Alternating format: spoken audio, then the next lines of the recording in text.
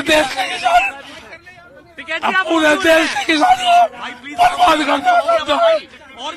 क्या बात है, बर्बाद कर दो। नमस्कार दोस्तों, स्वागत है आपका इस वक्त की बड़ी खबर में, जो कि सीधा उत्तर प्रदेश से है। यूपी चुनाव निर्वाचन आयोग ने शुरू की चुनाव की तैयारियां, ड्यूटी के लिए बनाई 20,000 कर्मचारियों की लिस्ट। दूसरी बड़ी खबर में बताएंगे, सुप्रीम कोर्ट ने बंगाल में निष्पक्ष चुनाव के लिए दायर याचिका पर सुनवाई से किया इनकार। तीसरी बड़ी खबर में बताएंगे, सीएम योगी 2 दिवसीय दौरे पर गोरखपुर पहुंचे। आज 75 जिलों के 3.42 लाख लाभार्थियों को देंगे पीएम आवास की सौगात। इसी प्रकार के 10 बड़ी खबरों में आपको ले जाएंगे। लेकिन अगर आप भी सीएम योगी और पीएम मोदी के साथ हैं तो आप अभी इस वीडियो को लाइक कीजिए, इस चैनल को सब्सक्राइब कीजिए और घंटी बजाएं और कमेंट में लिखें जय हिंद। रुख करते हैं पहले खबर की तरफ। सिंघू बॉर्डर पर जबरदस्त हलचल, पुलिस और प्रदर्शनकारी आमने सामने। जी हां दोस्तों, गणतंत्र दिवस के मौके पर किसानों की ट्रैक्टर परेड में हुई हिंसा के बाद सरकार ने सख्त रुख अख्तियार कर लिया है। सिंघू बॉर्डर और गाजीपुर बॉर्डर समेत किसानों के सभी धरना स्थलों पर पुलिस की तैनाती बढ़ा दी गई है। सिंघू बॉर्डर पर पुलिस और आंदोलनकारी आमने सामने आ गए हैं।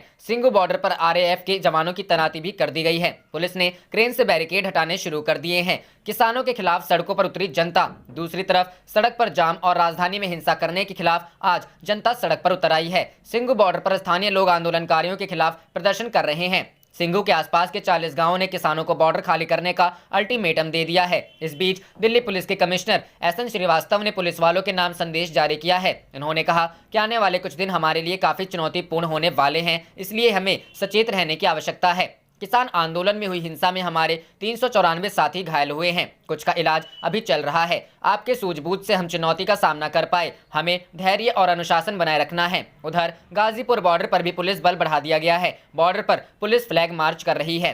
सूत्रों से मिली जानकारी के मुताबिक गाजियाबाद नगर निगम के सूत्रों के मुताबिक गाजीपुर बॉर्डर पर नगर निगम द्वारा दी गई सुविधाओं को हटा लिया गया है, जैसे सफाई कर्मचारी, पानी की सुविधा और टॉयलेट। सिर्फ 2 टॉयलेट रखा गया है।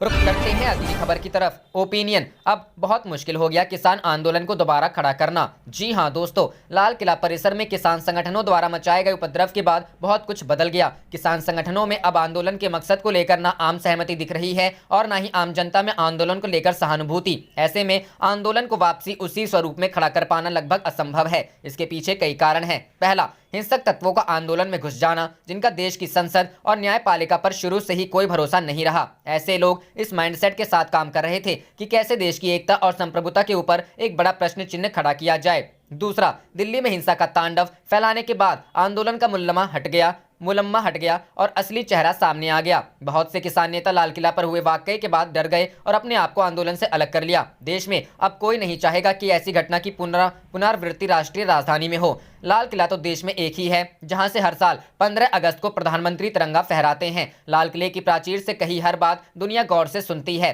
लेकिन देश की अखंडता, अस्मिता और संप्रभुता के प्रतीक पर आघात कर आंदोलनकारी यह जताने की कोशिश कर रहे हैं जैसे उन्होंने कोई बड़ा किला फतह कर लिया हो। सच्चाई तो ये है कि इन षड्यंत्रकारियों ने सीधे सीधे किसानों की जान को खतरे में डाल अपना एजेंडा पूरा करने की नाकाम कोशिश की। लाल किला पर फहराया गया झंडा खालिस्तान का है या निशान साहिब का, ये महत्वपूर्ण नहीं है। महत्वपूर्ण यह है कि यहाँ तिरंगा के अलावा किसी और झंडे कोई जगह नहीं थी, ना है और ना होगी। हमें शुक्रगुजार दिल्ली पुलिस का होना चाहिए, जिसके जवानों ने करोड़ों किसानों का मान रखा। 300 से ज्यादा पुलिसकर्मी हिंसा में घायल हुए, लेकिन गणतंत्र दिवस को कलंकित और रक्त रंजित होने से बचा लिया। केंद्र सरकार और दिल्ली पुलिस को बदनाम करने की कोशिशें अभी भी रुकी नहीं है, जबकि सच्चाई यही है कि दोनों ने ही आंदोलन को लेकर अपार धैर्य का परिचय दिया है। देश भर में लाल किले पर तिरंगे के अपमान से जनमानस किस तरह क्षुब्ध है, इसका सहज अंदाजा इस बात से भी लगाया जा सकता है कि सिंघू बॉर्डर के पास के दर्जन भर गांवों के लोगों ने धरना कर रहे किसानों का विरोध कर उन्हें नेशनल हाईवे को खाली करने को कहा है। ऐसे ही गाजीपुर बॉर्डर पर भी हुआ। यह विरोध स्वतः स्फूर्त है, क्योंकि इन्हें हर दिन परेशानी का सामना करना पड़ रहा है। दिल्ली में सैकड़ों औद्योगिक यूनिट्स आंदोलन की वजह से अपना माल बाहर नहीं बेच पा रहे हैं। यह हाल सिर्फ दिल्ली एनसीआर का नहीं बल्कि पंजाब के शहरों का भी है, जहां उद्योगों को पहले ही हजारों लाखों करोड़ों का नुकसान हो चुका है। इन किसानों ने पहले कई महीने तक ट्रेन की आवाजाही को प्रभावित किया, जिससे उद्योगों के साथ आम लोगों को भी भारी असुविधा हुई। आप समझ सकते हैं कि पहले कई महीनों से दिल्ली के लाखों लोग अपने तरह से घरों से निकलने में भी डर रहे हैं। कई महीने से देश की राजधानी एक तरह से कैद में है। रुख करते हैं अगली खबर की तरफ। वोटर लिस्ट में नाम रह गया तो चिंता ना करें, निर्वाचन आयोग ने दिया एक और मौका। जी हां दोस्तों, उत्तर प्रदेश में पंचायत चुनाव जल्द होने वाले हैं। इसको लेकर निर्वाचन आयोग ने तैयारी तेज कर दी है। इस क्रम में निर्वाचन आयोग ने 71 जिलों की मतदाता सूची 22 जनवरी 2021 को जारी कर दी है। अभी गोंडा, संभल, मुरादाबाद एवं गौतम बुद्ध नगर की मतदाता सूची जारी नहीं की गई है। इन जिलों में चुनाव आयोग पुनरीक्षण अभियान चलाएगा। इसके लिए फरवरी के पहले सप्ताह में अधिसूचना जारी की जाएगी। इस बीच निर्वाचन आयोग ने ऐसे लोगों को फिर से मौका दिया है जिनका नाम वोटर लिस्ट में रह गया है या नाम में कोई त्रुटि हो गई है। आयोग का कहना है कि यह मौका इसलिए दिया जा रहा है कि कोई भी पात्र व्यक्ति अपने मताधिकार का प्रयोग करने से वंचित न रह जाए। निर्वाचन आयोग के अनुसार यदि वोटर लिस्ट में किसी पात्र व्यक्ति का नाम छूट गया है, नाम में कोई गलती है या फिर कोई अपात्र व्यक्ति नाम लिस्ट में शामिल हो गया है तो वे अनंतिम वोटर लिस्ट जारी होने के बाद भी आवेदन कर सकते हैं। यह सुविधा 22 जनवरी 2021 को अनंतिम वोटर लिस्ट जारी होने के बाद से जिला निर्वाचन अधिकारी द्वारा चुनाव कराने की नोटिस जारी होने तक लागू रहेगी। इस दौरान यह सुनिश्चित किया जाएगा कि कोई भी पात्र व्यक्ति वोटर लिस्ट में छूट न जाए और किस अपात्र व्यक्ति का नाम वोटर लिस्ट में शामिल न हो सके। बता दें कि यूपी में त्रिस्तरीय पंचायत चुनाव के लिए आयोग द्वारा 4 दिसंबर को मतदाता सूची के वृहद पुनरीक्षण की अधिसूचना जारी की गई थी। अधिसूचना के मुताबिक 22 जनवरी 2021 को ज्यादातर जिलों की मतदाता सूची का अंतिम रूप से प्रकाशन कर दिया गया। आयोग के अनुसार अब के चुनाव में लगभग 12.50 करोड़ मतदाता होंगे। मतदाता सूची को अंतिम रूप देने के लिए चलाए गए वृहद पुनरीक्षण अभियान में जहां 2,10,40,979 नाम जोड़े गए, वहीं 1,08,74,562 नामों को सूची से हटाया गया।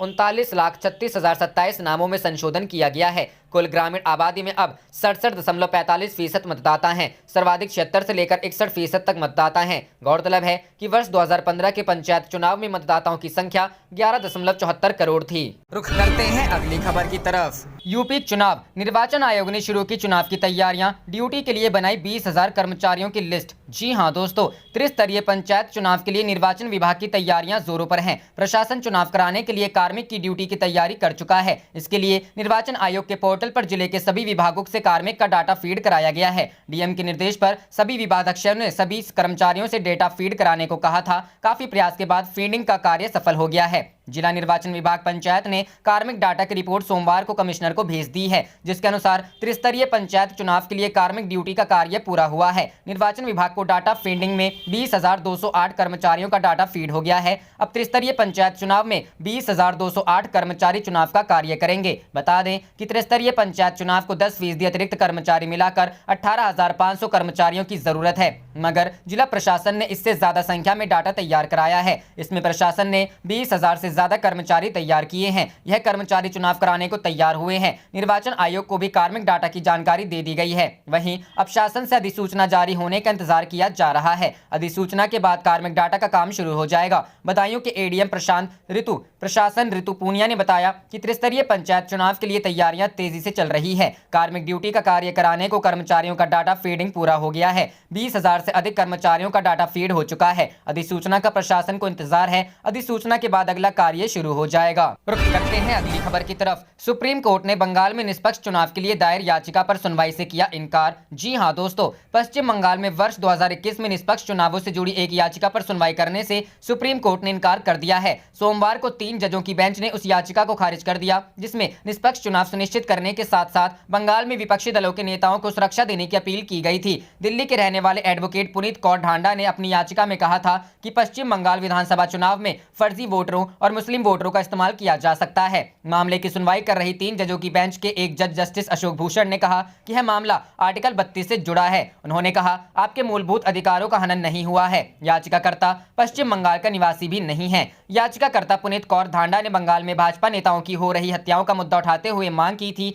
कि गृह मंत्रालय विस्तृत रिपोर्ट देकर बताए कि अब तक इस संबंध में क्या कार्रवाई हुई है। याचिकाकर्ता ने पश्चिम बंगाल के विरोधी दलों के नेताओं को सुरक्षा देने की भी मांग की थी। साथ ही उसने सुप्रीम कोर्ट से आग्रह किया था कि वह चुनाव आयोग को निर्देश दे कि फर्जी मतदाताओं को चिन्हित कर उनके नाम मतदाता सूची से हटा दे। पुनीत के वकील विनीत ढांडा ने कहा था कि बंगाल चुनाव में मुस्लिम मतदाता अहम भूमिका निभाएंगे। याचिकाकर्ता के वकील ने दावा किया कि तेलंगाना के लोगों के नाम बंगाल की मतदाता सूची में है, ये फर्जी मतदाता हैं। इतना ही नहीं, योजनाबद्ध तरीके से भाजपा नेताओं को बंगाल में निशाना बनाया जा रहा है। इस पर बेंच ने जानना चाहा कि याचिकाकर्ता का इस केस से क्या लेना देना है, वह किस तरह से बंगाल से जुड़ा है। रुक करते हैं अगली खबर की तरफ। सीएम योगी 2 दिवसीय दौरे पर गोरखपुर पहुंचे। आज 75 जिलों के 3.42 लाख लाभार्थियों को देंगे पीएम आवास की सौगात। जी हां दोस्तों, सीएम योगी आदित्यनाथ 2 दिवसीय दौरे पर गोरखपुर पहुंचे हैं। वह कल यहां एनेक्सी भवन से यूपी के 3.42 लाख लाभार्थियों को पीएम आवास की सौगात देंगे। योजना के तहत लाभार्थियों के खातों में 2409 करोड़ रुपए की राशि भेजी जाएगी।